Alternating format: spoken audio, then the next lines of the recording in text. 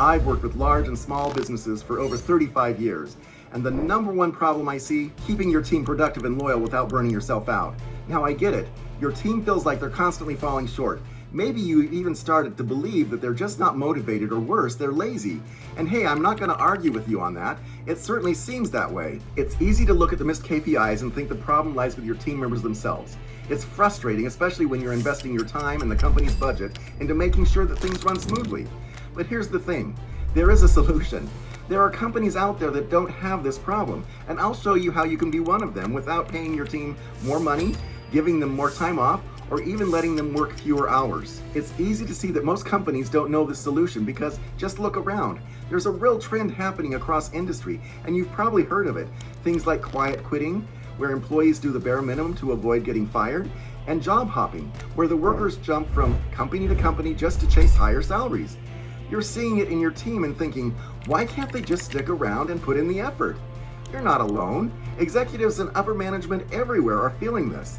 It feels like the loyalty just isn't there anymore, and it's hard not to look at your team and think that they're just not giving it their all. This is happening everywhere. This rising frustration where employees lack the motivation, focus, or dedication to perform like they once did. With job security fading and people always chasing the next opportunity, it's understandable why you might feel your team is part of this problem. And you're not wrong. This is happening at a global scale. It's a challenge that executives and leaders everywhere are facing. But you see, it's easy to feel like the solution is outside of your control, like the issue is too big to tackle. And while it's true that this is part of a larger industry-wide problem, there are some things that you can do to fix it for your team. In fact, a small number of companies have cracked the code on keeping their teams motivated, loyal, and high-performing. And I'm going to show you exactly how they're doing it, because there are 3 simple shifts you can make to take that far deeper than just the perks or benefits. These shifts will help you tap into what your team really needs to stay engaged, productive, and loyal. And the best part, they're all within your control, and I'm going to walk you through each of these shifts so that you can start making a change as soon as tomorrow. The first shift, alignment. Without alignment, everything can erupt into chaos and fall apart. In the biblical story of the Tower of Babel, humanity spoke a common language and worked together to build a tower that would reach the heavens. They were united, ambitious, and capable of great things, but their intentions were flawed. They sought power for themselves. In response, God scattered them across the earth, confusing their language so they could no longer understand one another. Without the ability to communicate, their grand project collapsed, unfinished. This is the Curse of Babel. In many ways, our teams today are facing similar problems. While we all speak the same language, it can often feel like we're working in completely different worlds. Engineering speaks in code, marketing in brand jargon, and finance in spreadsheets. The result? Confusion, miscommunication, and a failure to work together towards shared goals. Let me give you a modern day example. I once consulted for a tech company where this exact issue was playing out. The engineers were focused on building new features. Marketing was pushing to brand those features in a way that made them exciting. And finance was looking at ROI. Everyone had their own priorities and no one was truly understanding each other. The CTO would talk about technical capabilities. The CMO would translate that into consumer language, and the CFO just wanted to know how much it was going to cost. The team wasn't lazy, but they were speaking different languages, and nothing was getting done. So how do we break this curse of Babel? The first shift is to create alignment through a shared vision. This means going beyond the surface level goals of the company and giving your team a clear, compelling reason to care about the big picture. Think of it as the North Star. When your team understands and feels connected to a larger mission, motivation stops being an issue. They're no longer just punching the clock, they're working towards something that matters. Now on to the second shift, simplify communication. We all know that communication is important, but here's the real challenge.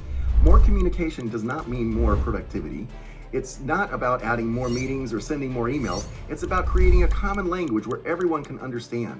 In that same tech company I worked with, we introduced what I call the language alignment matrix. It's a simple tool that helps bridge the communication gaps between different departments.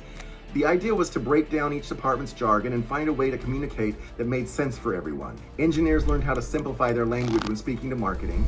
Marketing started connecting more with the numbers that mattered to finance.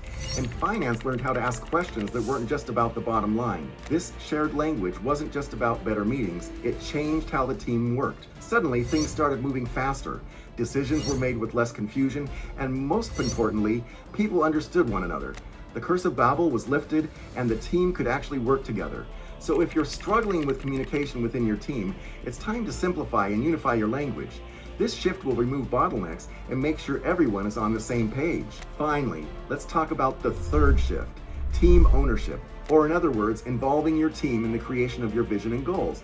It's not enough to have the vision at the leadership level, you need to involve your team in crafting that vision. When everyone feels a sense of ownership over the mission, they're not just following orders, they're invested in making that vision a reality. In Japan, they use two powerful techniques to build consensus, Nemawashi and Ringi Seido. Nemawashi literally means digging around the roots and is a practice of building support for an idea informally before presenting it officially. By having one-to-one discussions with key stakeholders, you can gather input and make adjustments before anything is finalized. It's about laying the groundwork for success. Ringi Seido, on the other hand, is the formal process of circulating a proposal for approval from all parties. It makes sure that everyone has a say and feels invested in the outcome. These techniques create a sense of ownership and buy-in at every level, so when the decision is finally made, everyone is on board. I once worked at a startup where the founder had a great vision, but his team wasn't motivated. They saw the vision as his idea, not something that they were a part of. So we used Nemawashi to gather input from every department, making sure that each team member felt heard. Then we implemented Ringi Seido to circulate the final proposal for everyone's approval. The result was remarkable. Instead of feeling like they were working towards someone else's goals, the team felt like they had co-created the vision. Their motivation skyrocketed because they were no longer just employees. They were contributors to a shared dream. So if you want to create a motivated, loyal team, involve them in crafting the vision and the goals. By using techniques like Nemawashi and Ringi Seido, you'll create a sense of ownership that drives performance. Now let's recap. If you want to get your team back on track without burning yourself out, you need to make these three shifts. 1. Align your team with a shared vision that they can believe in, so they're working towards something bigger than themselves. 2. Simplify communication by creating a common language that bridges gaps between the departments and removes confusion. And 3. Involve your team in creating the vision and goals using techniques like Nemawashi and Ringi Seido to get buy-in at every level. By making these changes, you'll not only see a more motivated and a productive team, but you'll also be able to step back and spend less time managing day-to-day issues. Your team will feel empowered, and you'll have the space to focus on the bigger picture. These shifts are the foundation of something I created called the SYNC method, a proven approach I've used to help businesses transform their teams from disconnected to highly motivated and effective. And the best part, you can do this to start making these changes as soon as tomorrow. So if you're tired of feeling like your team is unmotivated or lazy, now you know the real issue, and more importantly, you know the great way to fix it.